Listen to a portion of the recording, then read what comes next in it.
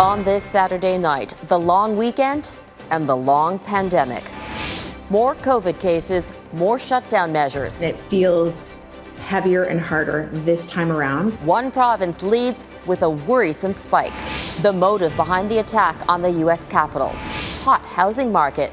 Will the federal government intervene to cool it down? Plus, the great outdoors and the greater demand for boats and RVs.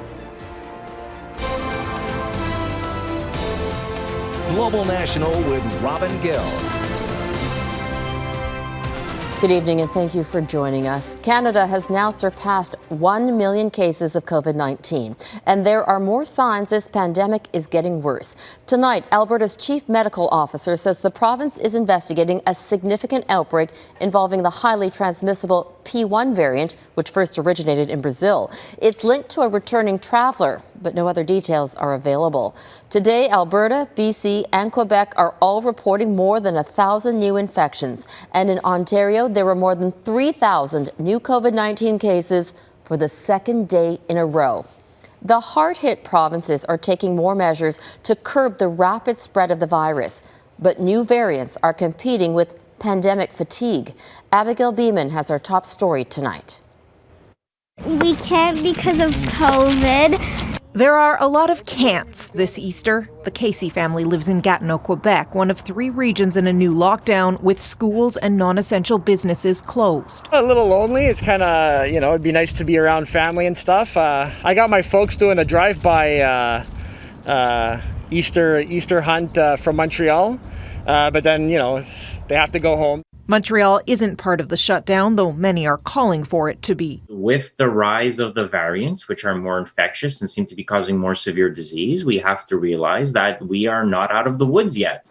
The entire province of Ontario is now under a new 28-day shutdown, with more than 3,000 new cases reported each day, Friday and Saturday. I'm really scared based on the numbers we're seeing and what we're seeing in the hospital. So I saw over 3 weeks ago what I felt was the start of wave 3, and I knew we were going to be in trouble. Some, like this emergency room doctor, want stricter measures like closing schools in hotspots. The thing I'm most fearful for is that I will be responsible for impacting one of the 165 kids that I see every single day because I move room to room. While the province faces pushback for not prioritizing teacher and other essential worker vaccinations fast enough. It feels heavier and harder this time around. With a third wave comes a new kind of pandemic fatigue. More people are resistant to restrictions, with some businesses defying orders to close. This latest one, they've gone too far. That earned this restaurant owner a padlock, but he was back open for permitted takeout and patio dining Saturday. It's great that BC is recognizing that we are in the throes of, we're at the start of the third wave, and a circuit breaker is exactly what's needed. Saskatchewan extended its measures to cover the long weekend until at least April 12th. With different rules all over the country, one thing everyone agrees on. Tonight I might set my iPad on a recording so I maybe could catch the Easter Bunny. Lockdown, shutdown, or restricted, none of it applies to the Easter Bunny. Abigail Bimman, Global News, Ottawa. Vaccines have provided some hope we will finally be able to get ahead of this pandemic, but the speed of the rollout is no match for the highly transmissible variants now fueling this third wave. A supply ramp-up is expected in the coming weeks, and as Eric Sorensen reports, that could make a big difference in the race between vaccines and variants. Finally, signs of success in Canada's vaccination program. Close to 3/4 of Canadians over the age of 80 have now received at least one dose, and provinces are now reaching out to younger age groups. It comes after a tense few weeks when vaccine shipments were temporarily cut by Pfizer and Moderna. As recently as this week, Ontario's premier was getting testy with Ottawa. We still don't have the steady and reliable supply of mass vaccines that we need from the federal government. It has been a bumpy road for a country suffering COVID fatigue. Several nations, including the UK and the US, manufactured large numbers of doses and got a head start on much of the world. Canada, among many, was desperate to catch up. International vaccine distribution began 3 months ago. At the end of January, Canada was virtually even with comparable countries, having vaccinated around 2% of the population. But after deliveries to Canada were cut, this country fell well behind many others. Deliveries, though, have since picked up. And by the end of March, Canada pulled ahead of France, Italy, and Germany, with over 13% of Canadians having received at least one dose. Indeed, Ottawa now says 9.5 million doses will have been distributed across Canada by this weekend and 40 million by the end of June, meaning provinces will now have to be ready for a surge of vaccines. We have completed a series of exercises, dry runs and rehearsals with more than 150 stakeholders and federal, provincial, and territorial partners from across the country to prepare for an unprecedented distribution of vaccines across the nation. But another unprecedented surge is also taking place at hospitals like this one. COVID variants are putting more and younger Canadians into ICU beds. Vaccinations will not happen soon enough to fully blunt a third wave of cases, says one ICU doctor. Young individuals are getting very sick, coming into the hospital, and it's steadily climbing, and that population is not going to get vaccinated in the coming weeks to months. So unless particular populations are targeted to address this, I worry that this is going to continue to rise. Case numbers will rise, but as vaccines are administered in large numbers, particular populations can be targeted, such as those in congregate settings. Food processing plants, jails, homeless shelters, and these are the areas I think that are the highest risk. Once we start to vaccinate that sector of the population, you're going to see that the pandemic will really decelerate, especially going into the warmer months. COVID variants are expected to hold the upper hand for some weeks, but vaccines are coming, and the timetable is moving up for more and more Canadians to get their shots. Eric Sorensen, Global News, Toronto. The vaccination campaign may be ramping up in this country, but Canada still has a long way to go. Israel is vaccinating its population faster than any other country. According to Our World in Data, it has administered more than 116 doses for every 100 people. Canada is way down the global list, ranked lower than 40th in the world. So far, 15 doses have been given for every 100 people here. But some developing countries have yet to administer a single dose. The World Health Organization has warned the world is on the brink of a catastrophic moral failure. In Italy, millions of people are now under a nationwide lockdown. Police in Rome set up roadblocks to ensure people are following the strict new rules. Italians are only allowed out for essential reasons, including exercise. Almost all shops are closed and restaurants are open for takeout only. Churches are open for Easter, but worshippers are being told to attend services in their own regions. The 3-day lockdown is aimed at fighting a new wave of COVID-19 infections. Italy is seeing about 20,000 new cases a day. In France, a stadium has been temporarily turned into a mass vaccination center. Hundreds of people are lining up to get the shot. The French government hopes to vaccinate tens of thousands of people over the next 3 days. Tomorrow, France will enter its third national lockdown. The country is seeing a rise in cases that end up in the ICU. Hospitals brought in extra staff this weekend to deal with the growing number of patients. Investigators are still trying to determine the motive behind yesterday's deadly attack in Washington, D.C. A car rammed into a security barrier, killing a police officer and seriously injuring another. The attack comes just months after the deadly insurrection on the U.S. Capitol. And as Jennifer Johnson explains, it's once again raising security questions. Another tragedy for U.S. Capitol Police on what should be a holiday weekend of celebration. Investigators are now trying to determine what led 25-year-old Noah Green to drive his car into 2 policemen, killing Officer William Evans and injuring a second officer. Green later crashed into a barrier, emerged holding a knife, and was shot and killed. We do not have the suspect on file with U.S. Capitol Police, so there's no indication at this time that there's any nexus to any member of Congress. Police do not believe Green had ties to any terrorist organization either, that he acted alone and, according to his Facebook page, was unemployed and having a tough time. This attack came less than 3 months after January's insurrection at the Capitol that left Officer Brian Sicknick dead. 2 other officers later took their own lives. A committee is now reviewing how to better fortify the building and protect lawmakers who were not in session during this latest incident. It can't fall into the other political arguments that we're having. This is about the security of the nation's capital. That's the temple of democracy. An outer perimeter fence erected after the January riot was recently taken down. A permanent fence is being debated, which will keep tourists and residents much further away than ever before from the so-called People's House. But many, stunned by yesterday's attack, are expecting it. I'm afraid things are just not going to open up again now. I'm no security expert, but I would say leave things as they are now. There's going to be a perimeter somewhere. Officer Evans, an 18-year veteran with the force, was a father of two. Friends say it was his dream to become a Capitol police officer. He was so proud to be, on that force and to serve and protect our lawmakers and our country in that way. Flags again have been ordered to fly at half-mast in the nation's capital as this police force prepares to bury another officer. Jennifer Johnson, Global News, Washington.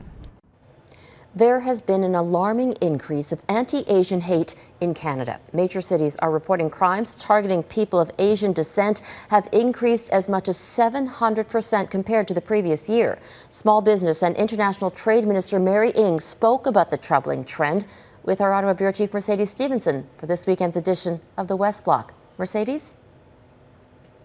Robin, a recent report by the Chinese-Canadian National Council's Toronto chapter found that there were 1,150 incidents of anti-Asian racism in Canada during the pandemic.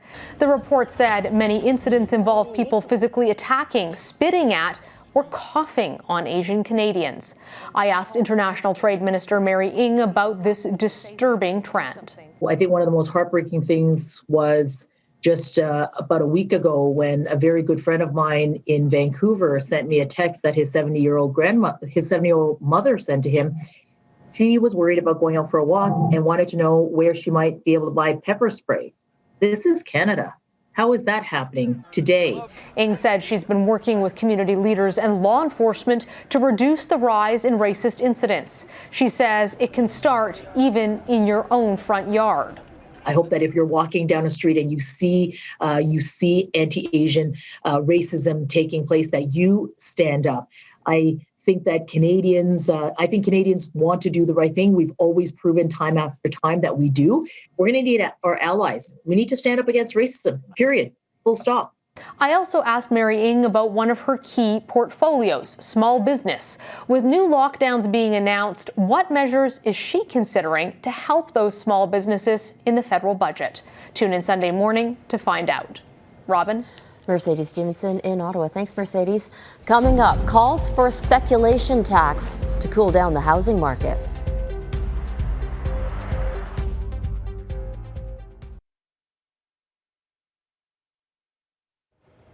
This month, the federal government will unveil its first budget in more than 2 years, and there's growing pressure on Ottawa to address the overheating housing market. This week, the Bank of Canada's governor said he's seen worrying signs Canadians are taking on more debt to chase rising prices. Mike LeCouture looks at some of the options the Trudeau government may be considering to cool the market.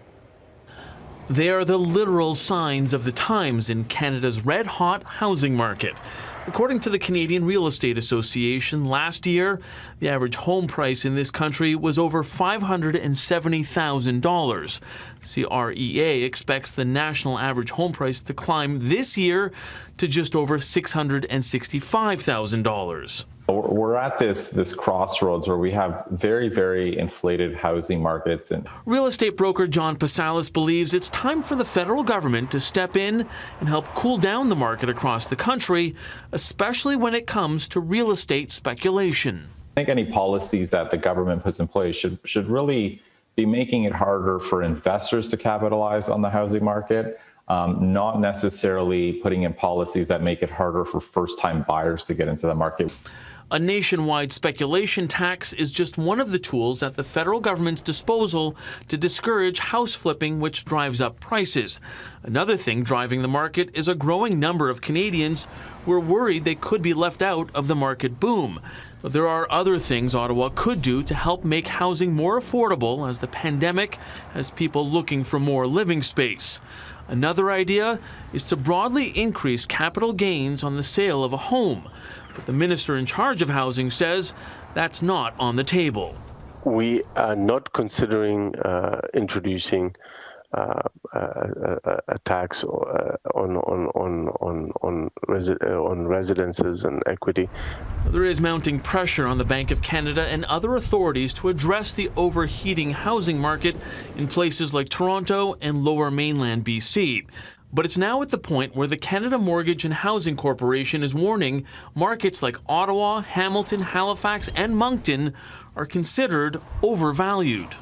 In a statement, a spokesperson for the Finance Minister, Chrystia Freeland, said, "We continue to monitor the health and stability of the housing market.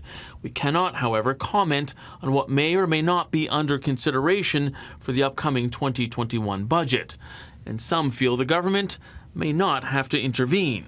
Mortgage rates bottomed really in January. So as some of those pre-approvals start to expire, I do think some of the steam is going to come out of this market. Now, the government may not be able to wait it out. The federal budget is set to be tabled in less than 3 weeks. Michael Couture, Global News, Ottawa. Still ahead, mourning the victims of Taiwan's train disaster and tracking down a suspect in the deadly crash. You're watching Global National. Heartbroken families gathered to mourn the victims of a deadly train disaster in Taiwan. At least 51 people died Friday when a high-speed passenger train derailed as it passed through a tunnel. An unoccupied truck struck the train after rolling down a bank from a construction site above the tracks. The manager of the construction site was released on bond today. Investigators believe he may have forgotten to properly set the vehicle's handbrake. Once again, protesters in Myanmar are holding their ground in cities across the country in the face of the military's unrelenting crackdown on demonstrations. Security forces opened fire on demonstrators in the central part of the country. The number of people killed since the February 1st coup has topped 550. Nearly 50 of them were children. The military's ongoing internet blackouts have not deterred crowds from taking to the streets to demand the return of the country's democratically elected government. This march in the Southern District included teachers, engineers, and members of the LGBTQ community. The backlog of ships waiting to get through the Suez Canal is finally cleared. 85 vessels transited the canal today. Most of them had been idling at either end since the Ever Given, a 400-meter-long container ship, ran aground March 23rd in high winds. It took 6 days to free it and get traffic moving again. The fallout from the ordeal isn't over. Egypt may seek up to $1 billion U.S. in compensation. A government official says the Ever Given will remain anchored in an artificial lake until its owners pay. Egypt's capital was lit up in a spectacle fit for the pharaohs. 22 royal mummies were paraded through the streets of Cairo in specially designed capsules filled with nitrogen to protect them. The remains of the ancient rulers, 18 kings and 4 queens, were transported from the Egyptian Museum to their new home at the National Museum of Egyptian Civilization. It's hoped the Pharaoh's Golden Parade, as it was called, will renew interest in ancient Egyptian civilization and give the country's struggling tourism industry a boost. Up next, the booming sales for the outdoors as Canadians prep for another COVID summer.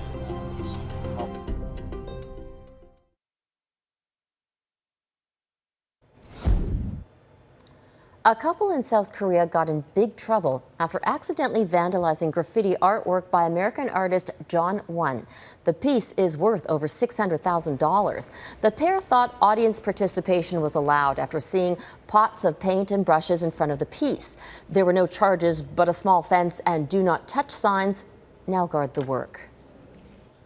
Most businesses were hit hard during the pandemic's early days, but when summer came, one industry started thriving: outdoor recreation. For example, from June to September 2020, swimming pool sales saw a 51% increase. The bicycle boom up 21%, and recreational boat sales were up 58% from the year before.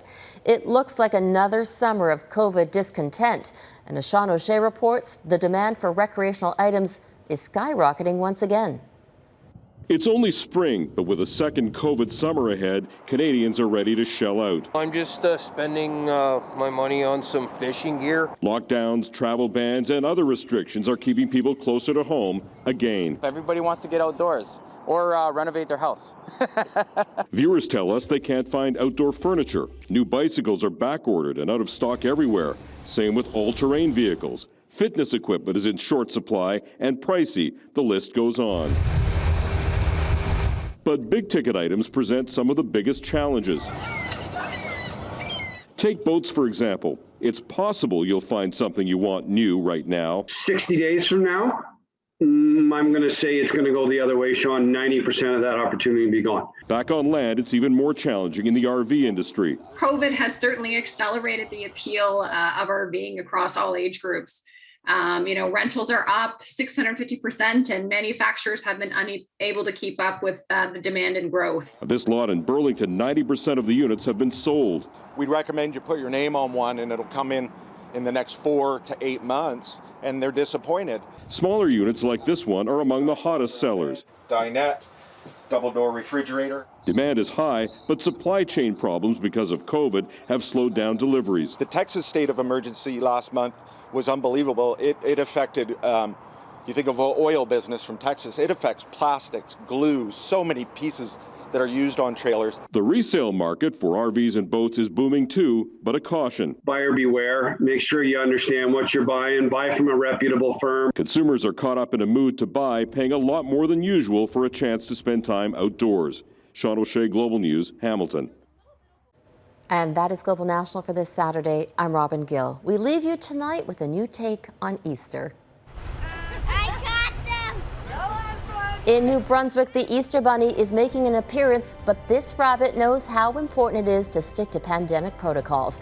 There was a drive-through option to get the Easter eggs to the kids. Thanks for watching. Have a great night.